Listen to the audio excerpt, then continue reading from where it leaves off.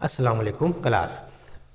कल हमने चैप्टर 5 का topic rotational kinetic energy start किया था और मैंने कल कहा था कि ये क्वेश्चन कंप्लीट नहीं हुआ। ये डिपेंड करता है कि आपसे क्वेश्चन बोर्ड के एग्जाम में कैसे पूछा जाता है। अगर से पूछा जाए कि what is rotational kinetic energy and drive it's formula, तो जो कल करवाया था बस वही करना है। लेकिन अगर आपके साथ उसमें ये भी ऐड हो कि रोटेशनल काइनेटिक एनर्जी क्या है और डिस्क एंड हूप की रोटेशनल काइनेटिक एनर्जी फाइंड करें या उनकी स्पीड फाइंड करें, अगर ये भी क्वेश्चन के अंदर डिस्क और हूप का लफ्ज़ आ जाए तो फिर आपने उस क्वेश्चन के साथ ये हिस्सा भी करना है। ये बिल्कुल आसान सा क्वेश्चन है। इसमें हमने देखना है कि वही रोटेशनल काइनेटिक एनर्जी जो बेसिकली डिपेंड कर रही थी मूवमेंट ऑफ इनर्शिया पर।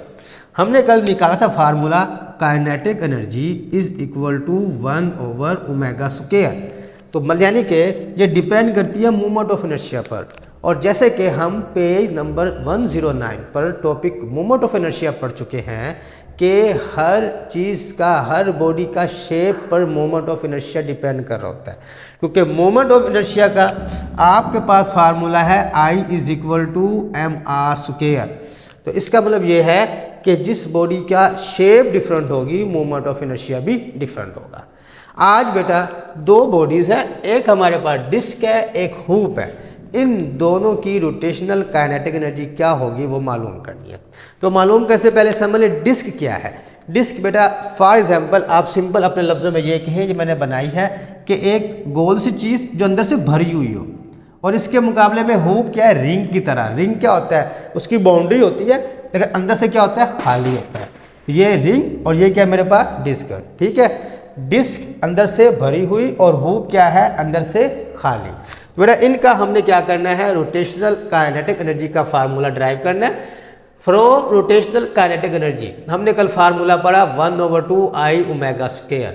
तो बेटा इस फार्मूले से जो हमने कल पढ़ा था, हमने जो ड्राइव किया था, अब हम इस फार्मूले को इस्तेमाल करते हुए डिस्क के लिए और हूप के लिए अलग अलग फार्मूले ड्राइव कर लेंगे।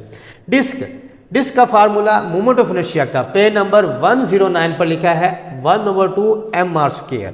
हूप के लिए mr², सिंपल mr²।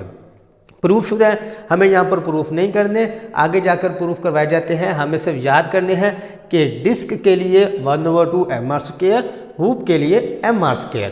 तो सिंपल हम बेटा क्या करेंगे, अपने इस फार्मूले के अंदर जहाँ I है इसकी वैल्यू पुट कर देंगे। कुछ भी नहीं करना, बिल्कुल आसान सा कि बेटा I की जो वैल्यू पुट कर दी हमने, जो किसके बराबर थी 1/2mr², तो बन जाएगा 1/4mr²।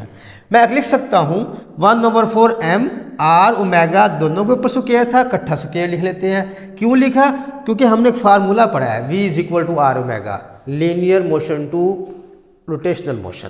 तो हम लिख सकते हैं रोटेशनल काइनेटिक एनर्जी का formula in term of V, ये आगे इस्तेमाल होगा। इन टर्म ऑफ V क्या बनेगा, 1/4mv²। ये आपके पास काइनेटिक एनर्जी रोटेशनल का फार्मूला आ गया। एक ये फार्मूला आ गया, एक हमारे पास ये फार्मूला बनता है, और यहाँ से ही हम एक फार्मूला और भी लिख सकते हैं mr² यानी कि I। तो बेटा काइनेटिक एनर्जी रोटेशनल, ठीक है बेटा, जो आपने यहाँ पर पुट किया फार्मूला ये बन जाएगा, ठीक है। 1/4mr²⍵² and 1/4mv²। अब ऐसे ही बेटा हूप के लिए निकालें फार्मूला। हूप के लिए 1/2mr² I की वैल्यू पुट की, ⍵², यानी कि mr²⍵², यानी कि 1/2mr²⍵² को इकट्ठा लिख लिया, r⍵² V is equal to r⍵। तो बेटा मेरे पास काइनेटिक एनर्जी रोटेशनल किसके लिए बला, हूप के लिए फार्मूला आ गया 1/2mv², जो कि बिल्कुल रिजेंबल कर रहा है काइनेटिक एनर्जी के साथ 1/2mv²। ये हमने निकाल लिया। अच्छा, काम ही ख़त्म नहीं होना, जब डिस्क और हूप का जिक्र आएगा तो सब कुछ निकालना पड़ेगा। बेहतर है सब कुछ निकालेंगे। ये उसकी रोटेशनल काइनेटिक एनर्जी के फार्मूले आ गए। नेक्स्ट चलते हैं बेटा, एक स्पेशल केस कह ले इसको दिया हुआ है कि अगर हम एक विदन सम हाइट, किसी हाइट से एक ऐसे इंक्लाइंड प्लेन हो, इंक्लाइंड मतलब तिरछा प्लेन हो आपके पास, उस पर अगर आप एक तरफ डिस्क और एक तरफ हूप को रखें और दोनों को नीचे फेंकें जब दोनों को नीचे फेंकेंगे तो इसके अंदर हम अपनी एनर्जीज को एनालाइज कर लेंगे, जिससे बेटा हमारे पास डिस्क और हुप की वेलोसिटी स्पीड फाइंड हो जाएगी। और जब ये स्पीड फाइंड हो जाएगी तो हमारे पास एक्सरसाइज का एक शॉर्ट क्वेश्चन है, वो सोल्व होगा कि बताएं डिस्क या हुप को अगर किसी हाइट से फेंका जाए इंक्लाइंड प्लेन पर तो सबसे पहले नीचे कौन पहुंचेगा। तो ऑब्वियसली नीचे सबसे पहले वो पहुंचेगा जिसकी वेलोसिटी ज़्यादा होगी, और वेलोसिटी किसकी ज़्यादा है वो हमें यहाँ से मालूम होगी।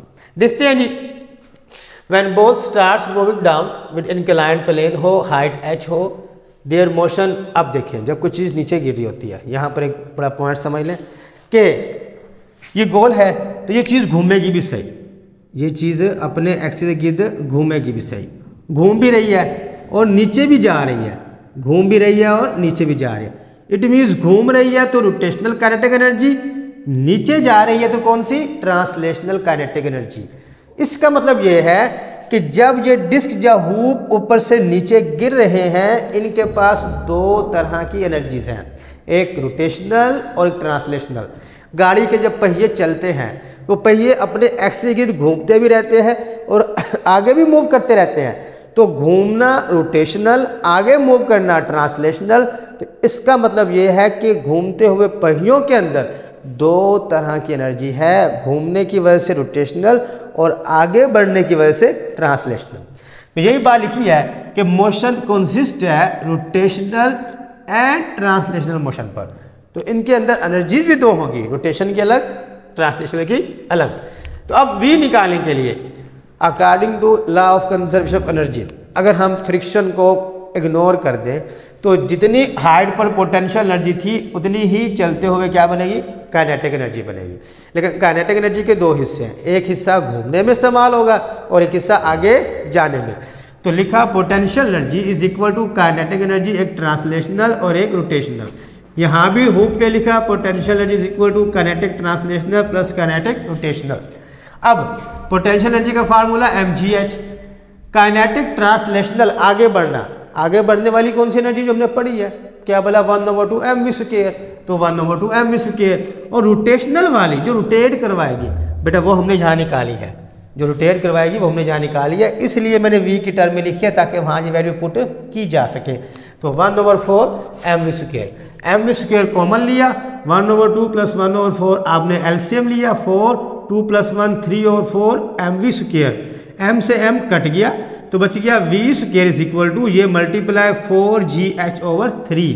आपको v निकालना है तो बेटा आप इसके ऊपर क्या ले लोगे, स्क्वायर रूट, तो क्या बन जाएगा 4gh/3 स्क्वायर रूट। ये किसकी वेलोसिटी आ गई, डिस्क की, 4/3gh। सेम हुप का 1/2 mv² ट्रांसलेशनल वाला था और इसका रोटेशनल का फार्मूला भी क्या था, 1/2 mv² था। तो बेटा हमारे पास बन जाएगा mgh is equal to mv² common लिया, हाफ प्लस हाफ, एलसीएम ले ले, अगर यकीन नहीं है तो हाफ प्लस हाफ क्या होगा, 1 के इक्वल होगा, तो हाफ प्लस हाफ 1, तो mgh is equal to mv², m से m कैंसिल, तो v² is equal to gh। आपको निकालना है v, तो gh अंडर रूट। अब इस फार्मूले से और इस फार्मूले पर लग रहा है कि यहाँ भी gh है, यहाँ भी gh है, लेकिन यहाँ 4/3 एक्स्ट्रा वैल्यू है। एक्स्ट्रा वैल्यू कौन सी है, बड़ी वैल्यू ऊपर है, छोटी वैल्यू नीचे है, तो आंसर हमेशा 1 से ज़्यादा। तो 1 से ज़्यादा जब वैल्यू को मल्टीप्लाई करेंगे तो जिसका आंसर हमेशा इससे क्या आएगा, ज़्यादा आएगा। तो आपका वो शॉर्ट क्वेश्चन भी सोल्व हो गया कि डिस्क की वेलोसिटी ज़्यादा तो डिस्क जल्दी नीचे पहुंचेगी और हुप देर से नीचे पहुंचेगी। ये जनाब आपका टॉपिक का बकिया हिस्सा था, रोटेशनल काइनेटिक एनर्जी। हमने यहाँ पर डिस्क और हुप के निकाली। उम्मीद है कि आपको डिस्क और हुप का कॉन्सेप्ट समझ आ गया होगा। ये फार्मूले निकाले हैं, ये भी क्लियर होंगे। अगर कोई क्वेश्चन, अगर कोई बात समझ ना आए तो आप क्वेश्चन करके पूछ सकते हैं। ओके, अल्लाह हाफिज़।